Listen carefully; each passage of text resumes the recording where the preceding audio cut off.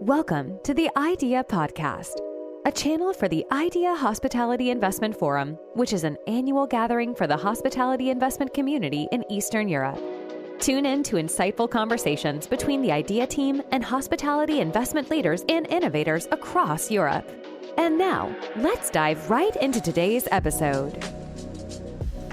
Hello and welcome. I am Shahid, Marketing Director at The Bench, and today I have with me Hylko Versteeg from IHG. Welcome, Hylko. Thank you. Thank you for having me. You're very welcome. Hylko, straight up, why don't you give us a quick intro of, for those who don't know, about yourself and your role at IHG? Sure, yeah. So my name is, as you well pronounced, is Hylko Versteeg, and I head up development for IHG Hotels and Resorts in Southern Europe. So basically the whole Mediterranean region, excluding France, Turkey, and Eastern Europe, which are obviously important markets on its own, but pretty much all the other countries around the Balkans, Spain, Portugal, Italy, Greece, Andorra, Gibraltar, then all of the Balkans and Albania, Cyprus, Malta, etc. So in total, 16 countries for all our brands. So that must make you a very busy man. To say the least, yeah, and challenging now, obviously, with after COVID, but also with travel is obviously it's very busy with travel, but with all the challenges that air traffic has today, it keeps us busy. Well, why don't we talk about that very quickly then? What do you think is happening in the region? I hear demand is really insane. What's happening in the industry right now in the region, in Southeast Europe and the areas that you specialize in? Sure. Yeah. No, I think you used the correct word. It's crazy in a good way, right? There is a huge amount of work for us. We're being extremely successful, signing an incredible amount of deals across the board and all brands. We have seen a bit of a change over the last few years, that's going more from the core brands to design. Lifestyle is really, and luxury is coming up a lot. And I guess that's also to do why Southern Europe to a certain degree is booming, right? So there's a couple of factors there. So on the one hand, you have obviously the traditional, where it was more on urban developments, and with COVID, there's a lot of travel that is now remaining within Europe, where people can go also with cars. They don't want to do the 20, 30-hour flights and that eager anymore. So the leisure component has increased dramatically in the whole of the Southern Europe, which is a little bit the vacation destination for the whole of Europe. In the area of influence. That together with that some of the other bigger markets, traditional bigger markets, and then you're talking Germany, UK, probably Russia now, obviously with the whole situation there as well. There's a lot of liquidity still around and looking where to invest. And now that you're not so urban or tour operator based in the leisure component, that it's more all-rounded, there's been a tremendous amount of interest into Southern Europe. Well, Hylko, you touched upon the geopolitical situation in parts of eastern parts of that region. Do you want to tell us what you predict, or maybe it's very hard to predict, but what do you think is the next challenge as we move into the later part of the year? For the hotels in Southern Europe, you mean? Yeah. Yes. So I mean we're pretty optimistic. I mean, from what we're seeing in the books, and we obviously have a lot of update calls and meetings with our ops and operation teams, GMs, regional operations, and everything. The pickup has been tremendous. It is true that the first Q probably of this year there was still a bit of a pull along effect from the last, to say, parts of COVID, but the pickup has just been incredibly positive from April, May onwards. And for the moment, we are still seeing that pickup continue to grow tremendously in pretty much all of our markets. So we are pretty optimistic. We know obviously that there are some big challenges in the market coming up, and nobody obviously has a crystal ball. I think there will be big challenges on especially also on the cost side in the hotels, which is something I think we're going to have to adapt to in any case. Also, and that's also part of our environmental strategy. We need to start saving money on light, water, electricity, but also on sustainability with both cost part, but also with staffing. Staffing is becoming a huge issue. But overall, so far we're seeing a very strong end of year for the moment. So that's very interesting. You mentioned sustainability as a key focus area, and of course ESG is a big buzzword. It's also a serious consideration for the industry and for businesses worldwide. Anyway, how do you think the industry is challenged with that? What do you see are the biggest, let's say, roadblocks or bottlenecks that we are facing with the attention that is being given to ESG by the industry? Well, it's been a long time coming, right? And it is somewhere where the hotel industry has had to adapt in any case, independent of the energy crisis that might come up, or obviously the inflation that we're already seeing and the increasing costs. It was already something that was on on the cards for a lot of for us specifically. Already before COVID, we announced that we were taking away. We were starting to range out what was the small item amenities. Because those are obviously Right. tremendously unenvironmental if you think about it. All these miniature bottles, all that plastic that pretty much gets used on a one-time basis. But there's a huge list of stuff that you can obviously look at, right? Everything is becoming more scarce. So from electricity, so changing light bulbs, changing the water supplies, the reuse, do you work with on-off lighting systems? When you open windows, air conditioning should obviously, switch off automatically. It is something that the hotel sector has had to adapt to, and we are doing.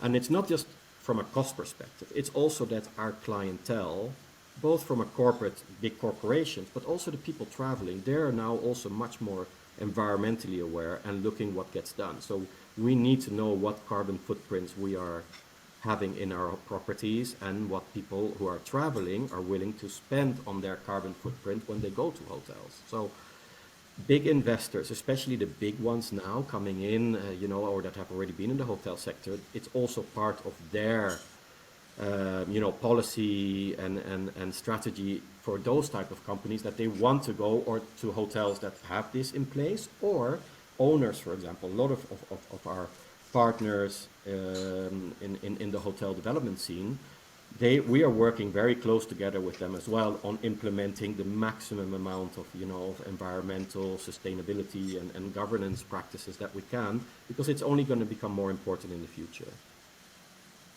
That's very interesting that you bring up that this is becoming increasingly a critical point of, I guess, decision making for your investors and owners as well.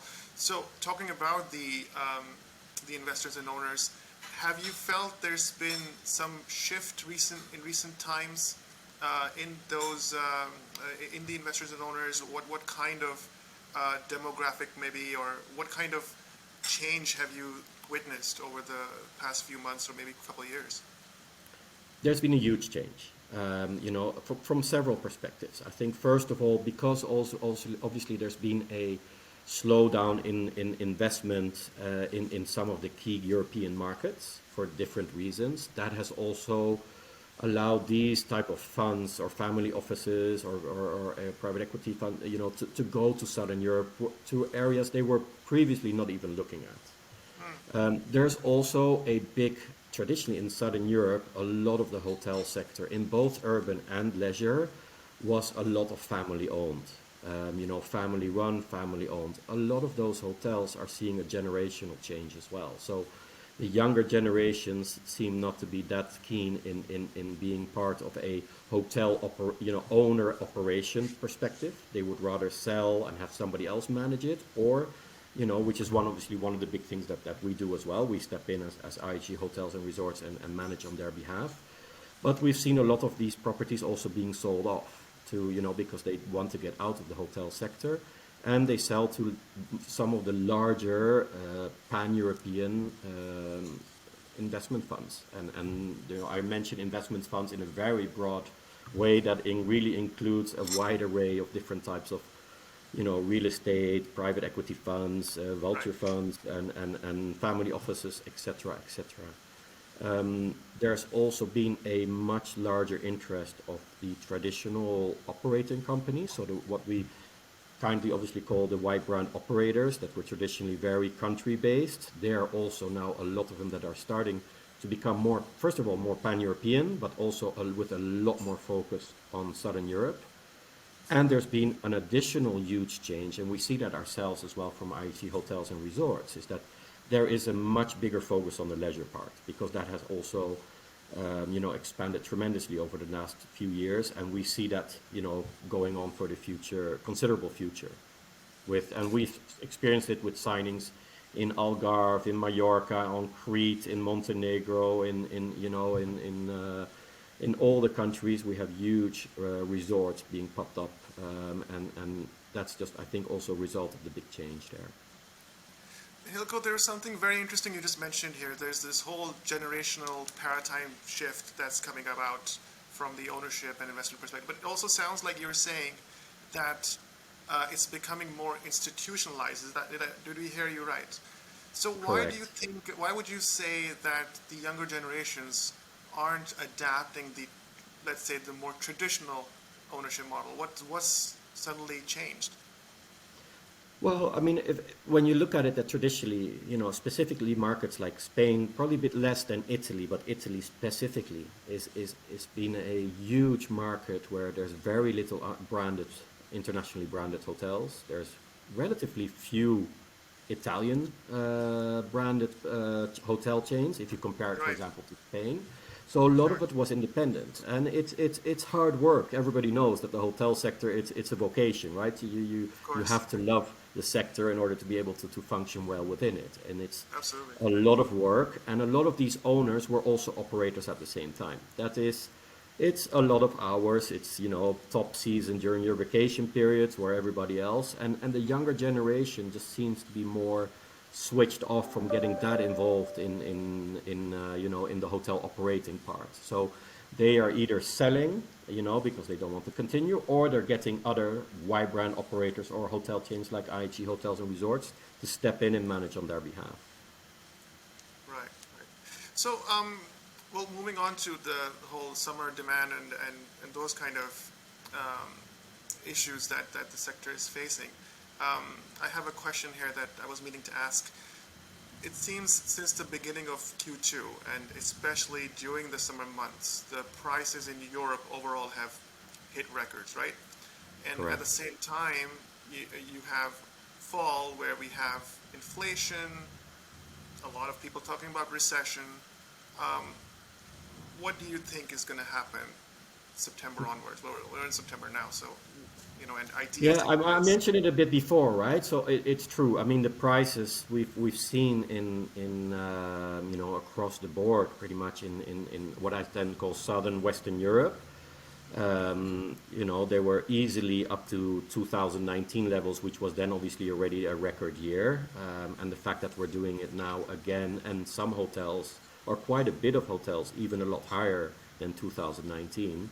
I so I think it comes down, right? There's been a lot of what we call the revenge travel. Everybody's been traveling like crazy because obviously after sitting at home or having limited travel options over the last 18 to 24 months, it's created this huge buzz, which has obviously resulted in some the more negative experience with the big airports, the delays, you know, the queues and everything. But it's purely in the end, it's purely demand supply. I mean, I don't know the exact number, but I'm pretty sure that 99% of the hotels are open again that were open pre-COVID, right? There's only very few, I think, that remain. So it's nothing to do with the hotel supply. There's obviously been less supply, new hotel supply coming into the markets over the last 2 years because there was a bit of a drop in demand, or a drop in not in the signings of new deals, but obviously during the construction there's been some big challenges, right, in supply chain that has caused delays in, I would dare to say, in the majority of new build projects. And that obviously has a bit of a pull-along effect.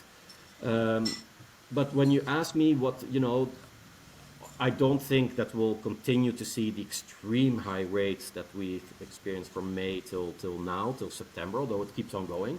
But as I mentioned before, we are seeing this incredible, not just pickup, but reservation levels of reservations that give us a very optimistic feeling. Will there be a economic crisis that will have some effect, on more of the short-term transient and maybe some of this, the more mid-level corporate business travel? It might be. We don't have a crystal ball, but that might be the effect, that comes in when people are going to say, okay, maybe we need to cut on some cost in order to be able to tackle the electricity costs that might come. I don't know if I've answered the question on that one. No, you did. I also want to save some of the insights for later when we will meet with you in person in Athens for IDEEA Hospitality Investment Forum in just a few weeks. So I guess we can wrap up now, Hylko. And I also wanted to thank you and IHG for your support. Of course, you are one of our sponsors. So thank you for your support and for committing to joining us for this very exciting conference. And the way you have shared some of your insight, it sounds like it's a very interesting time for the industry and for the market. So thank you for all of that, Hylko. And we look forward to seeing you. Same, yeah, can't wait. We'll see you on the 26th and 27th in Athens then. We're coming with quite the team and with a lot of our owner and potential owner partners. So we're looking forward to it. Fantastic. Thank you so much. All right, take care. Bye-bye. Thank you for listening to the IDEEA Podcast, the channel for the IDEEA Hospitality Investment Forum. You can find a full transcript of this conversation in the content library on idea-forum.com with other reports and insights. We look forward to welcoming you and your colleagues in person at IDEEA in Athens, Greece on the 26th through 27th of September 2022. If you haven't registered yet, please go to idea-forum.com to purchase your pass today and save before ticket prices increase. Please feel free to email us with any questions at hello@thebench.com. Until the next episode, stay safe and keep well. Bye-bye for now.